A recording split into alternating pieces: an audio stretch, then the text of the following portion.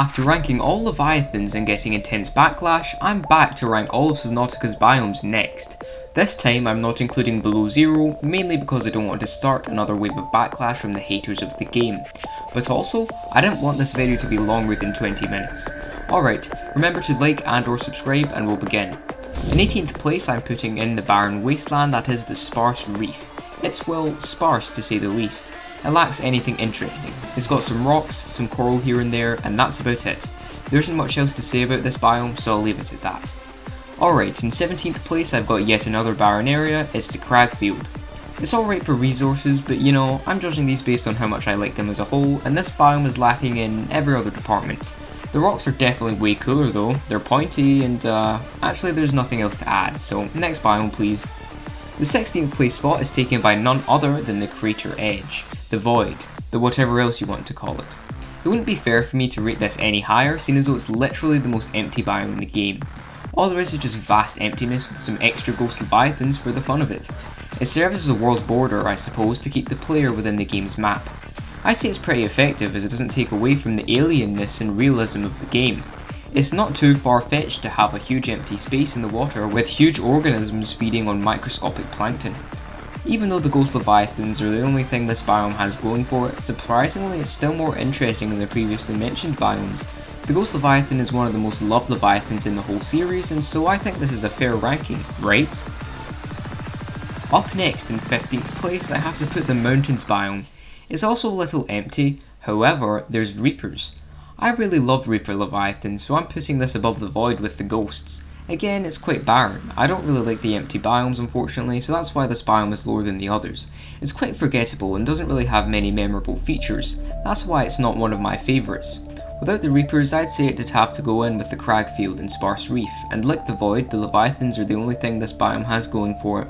At least, unlike the void, the mountains biome actually has land at the bottom, which definitely brings it up a little. And now for 14th place I've got the underwater islands biome. This time we've got some real atmosphere. We have some bone sharks here and there, and some giant floaters as well. There's a wreckage as well, which is really useful. I believe it contains the prawn suit arms, correct me if I'm wrong.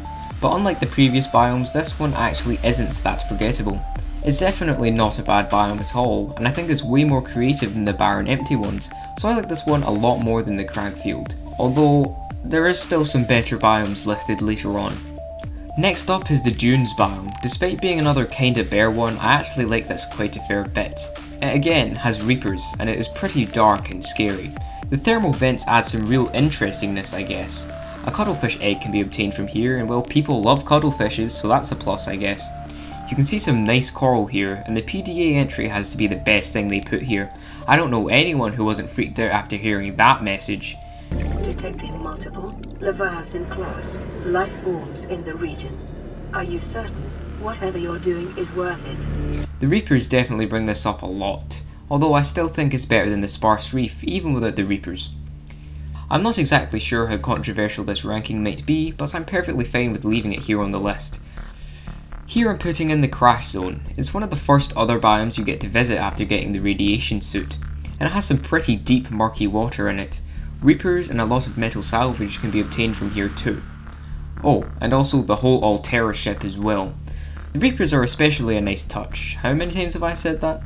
But anyway, the Altera ship is one of the coolest parts here. You get to see the burning mess that is the wreckage. One thing though, I hate the cave crawlers. I absolutely hate them. They're way too annoying. Maybe they should have made them edible. I mean, that would have made it worth the trip, right? This biome can get really scary when you go down deep. Almost no visibility and reapers roaming the area. But yeah, 12th place is taken by the crash zone.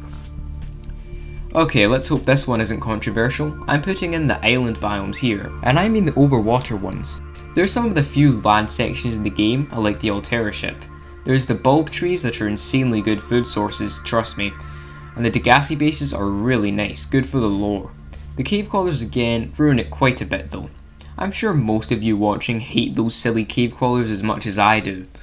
But anyway, the other island holds the giant architect gun used to destroy the Sunbeam, rest in peace, and crash the Altera ship. It's pretty good for introducing more of the lore for 4546B and introduces the precursors, a main plot point of the game. If you're too scared to actually play the game, or maybe you just love the view, this place makes for a decent spot for a base. There's plants everywhere, and food, and cave crawlers, but if you live at the one with the precursor building, then you've got quick access to the portal to the Sea Emperor. If you live at the other one, you can quickly get to the Grand Reef and get the unlimited buffet of shale outcrops from the sea traders. Thinking about it now, maybe these are the best base spots. Coming up next, we have the Creepin Kelp area place, aka the Creepin Forest. If I had to describe this place in but one word, it'd be green. There's green everywhere. The water, the plants, the food, even the diseased stalkers are green. I like this place because it's pretty good looking.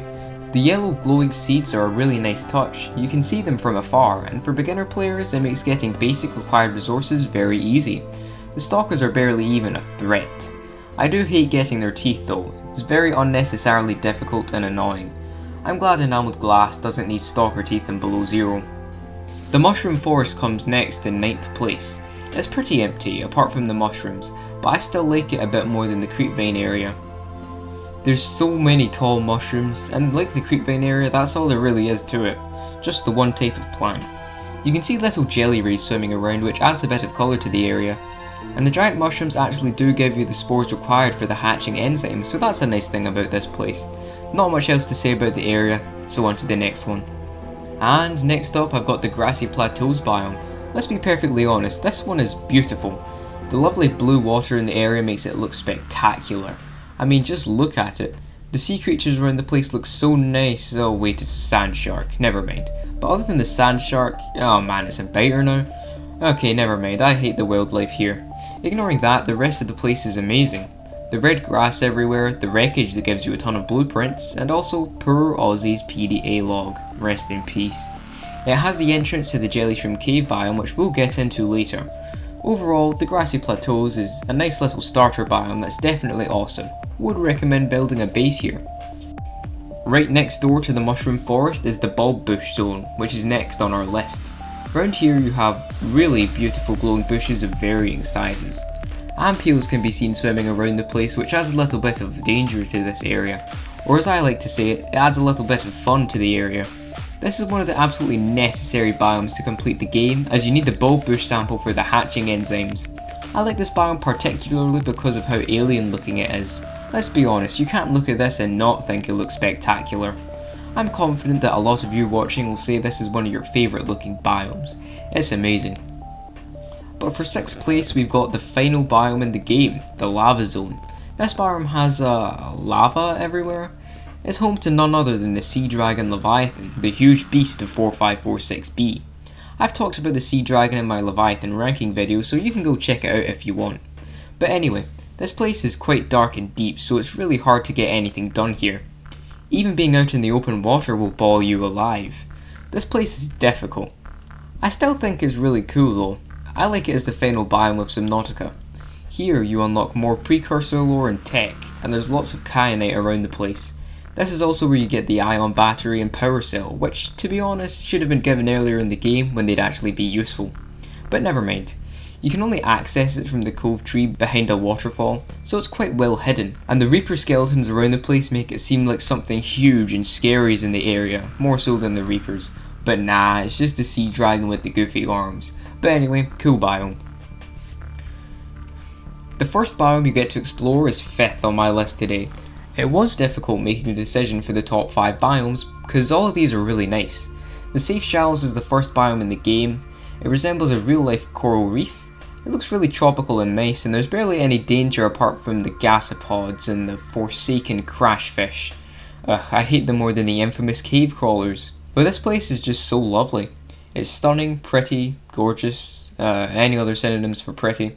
And if you're starting out, it's nice to begin with a relatively non-dangerous biome where it's not unbelievably scary and dark, quite like the Blood Kelp area. More on that later.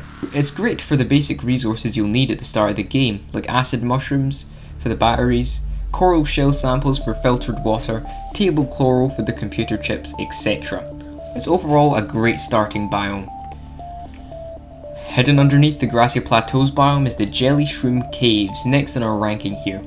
I think this is one of the best biomes in Subnautica because of how otherworldly it is. The giant pink mushrooms, the evil crab snakes that try to eat you, all of it feels like it's separated from the rest of the game, hidden and only accessible from a small entrance in another biome. I think the main thing bringing this down is how small it is. I think another biome as cool as this but on a larger scale could end up being better than every other biome in this game. But because it's not as big as the other biomes and has less stuff to look at, I have to leave it at 4th place. This is where things got harder for me to rank. I couldn't decide which order to put the top 3 in, so apologies if this ends up being a pretty bad top 3. I'm putting the Lost River in 3rd place. It's definitely an amazing biome. There's so many ancient fossils of old Leviathans, there's so much alien technology around the place, it's just awesome in general. The brain stuff is just a bit annoying because you have to use sulfur deposit to get the jump jet upgrade for your prawn suit, and you pretty much need the jump jet upgrade to even navigate the Lost River. The river prowlers that swim around the Lost River are quite dangerous to interact with, but when you get to the Cove Tree, the area is peaceful, beautiful, and definitely a lot less dangerous than the rest of the Lost River. This tree is where, supposedly, the ghost Leviathans hatch. There's even a juvenile one that guards the Lost River. I'd say the reason I'm putting the Lost River in 3rd place is just because I love the next 2 biomes so much. Okay, second last place is the Grand Reef. I didn't know which one to put first, but I eventually decided to leave the Grand Reef at 2nd. It's definitely very stunning to look at, with the blue glowing anchoropods everywhere. I'd say it's a nice place to have a base if there wasn't crab squids everywhere. You can't even use a sea moth because they'll deactivate them. Well, you probably should still use a sea moth, but you'll get deactivated anyway. This is one of the entrances to the Lost River, and has a Lost Legacy base. A ghost Leviathan lives here and is nearby one of the wreckages that you can obtain from here. I say that this is the best place for resources like diamonds, gold and lead because the Sea Treader's path is located here, and those Sea Treaders spawn an unlimited number of shale outcrops, so they're really valuable. Alright, on to the final biome on the list today. And finally, in 1st place is the Blood Kelp Zone. I've decided to put it here because, in my personal opinion, it's the scariest biome out of the 18 ones listed here, even more so than the Void.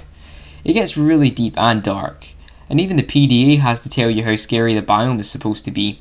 Warpers patrol the deeper areas, threatening to teleport you out of the vehicle and end you, making this biome one of the most dangerous ones. It, like the Grand Reef, has an entrance to the Lost River, so it's really useful, as well as the fact that it's the only place you can get blood oil. There's also a ghost Leviathan in here, so I have to say this is my favourite biome. And well, that's the entirety of the list I've composed today. Did I make this one good? Well, leave your own rankings in the comments and have a good day.